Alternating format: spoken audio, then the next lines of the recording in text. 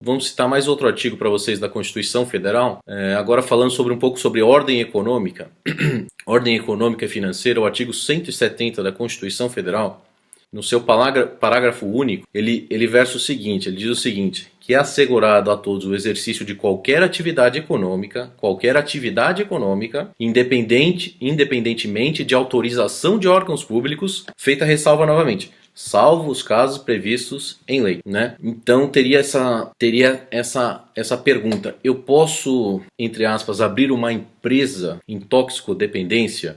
Onde eu vou? Para que órgão eu vou? Quais leis eu preciso atender, né? Então vamos lá. Primeiramente, é a mesma regra para exercer qualquer tipo de atividade profissional. Se não há uma lei proibindo ou estabelecendo critérios para se exercer essa atividade, você pode exercê-la tranquilamente, né? Então, por exemplo, eu quero abrir uma clínica para tratamento independência tóxica ou qualquer outra coisa. Você tem aí, sim, de fato, uma série de requisitos legais para se atender, mas não existe, salvo engano também, não existe um órgão governamental que controla isso. Existe somente a questão dos seus trabalhadores, a questão previdenciária envolvendo seus trabalhadores. Se você tiver, provavelmente você vai ter trabalhadores nessa clínica. Existe a questão de fiscalizar, da fiscalização da clínica, de como é tratado, né? Certamente você tem que respeitar os direitos dos internos da clínica. Existe a necessidade de deixar o Ministério Público a par de tudo que está acontecendo lá dentro, mas não existe,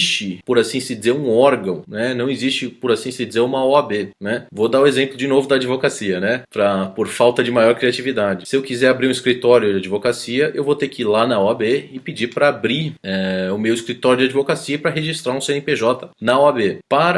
Por exemplo, abrir uma clínica que trata de dependentes, um certo imóvel lá que você tem seus dependentes, você precisa abrir necessariamente um CNPJ para isso? Não precisa, você só precisa ter uma espécie de conformidade com as leis do CISNAD, né, do Sistema Nacional de Tratamento lá de Dependentes, e também você precisa ter uma certa conformidade de empresa, mas você não precisa atender a um órgão específico, a regulamentação de um órgão específico da categoria. Por exemplo, você vai abrir um consultório de dentista, você tem que atender uma série de requisitos dessa atividade aí, do consultório odontológico, né? Então, e você tem inclusive os conselhos regionais de odontologia. Você precisa estar inscrito como dentista, você, por exemplo, como médico, precisa estar inscrito nos conselhos regionais de medicina, que vão te avaliar, vão avaliar a sua ética profissional, o seu trabalho, enfim. Isso não acontece com o caso não só dos profissionais em toxicodependência, como também dos órgãos, né,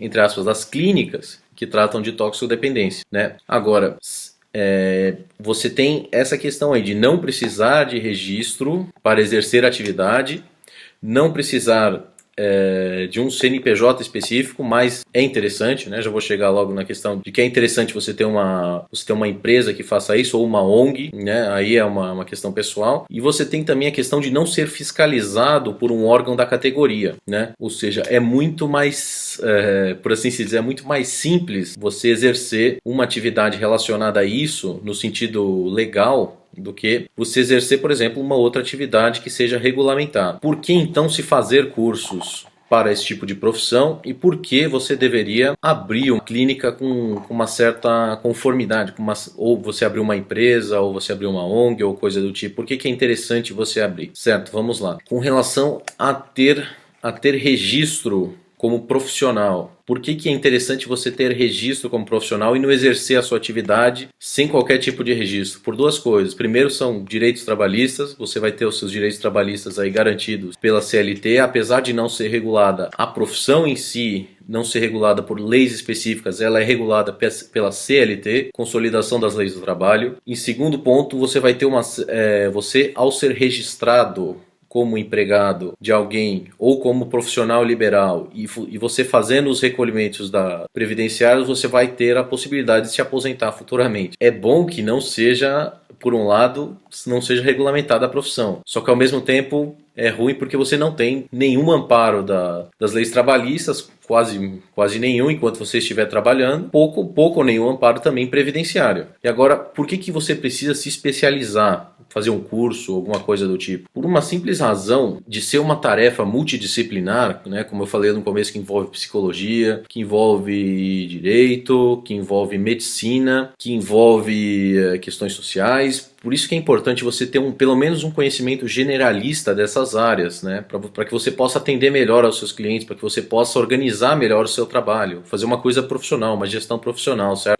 Conhecimentos de outras áreas e de pessoas que têm a especialidade nessas outras áreas, né? Para evitar aí problemas. E por que você deveria então, como clínica, essa é uma questão muito interessante, por que você deveria abrir uma empresa ou uma ONG e fazer contabilidade certinho, né? É difícil no Brasil a gente abrir negócio, a gente fazer as coisas, né? É muito mais fácil, por exemplo, se você quiser abrir uma espécie de comércio, é muito mais fácil você abrir o comércio, né? Você quer abrir um bar na esquina, você abre o bar e já começa a operar e tudo certo, né? Só que existe um problema com relação a leis sanitárias, a leis tributárias, leis trabalhistas. E se você for, entre aspas, o sócio ou o dono daquela atividade, você pode estar totalmente desprotegido legalmente de qualquer problema que ocorra relacionado àquele negócio. Eu dou o simples exemplo de uma ação trabalhista. Uma ação trabalhista, qualquer funcionário que processe a sua empresa, ele vai, sem nenhum problema, sem nenhum óbice, ele vai direto no seu patrimônio. Você que é dono da clínica, você que é sócio.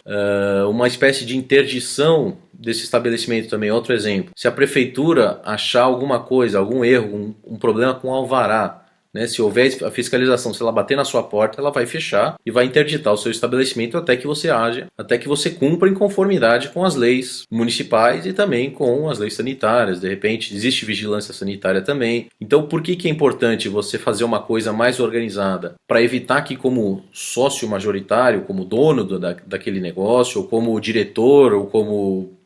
enfim, a pessoa que está na liderança daquilo, para evitar que você seja responsabilizado futuramente por eventuais problemas que sejam da empresa, certo? Bom, então muito obrigado a todos e até a próxima. Grande abraço.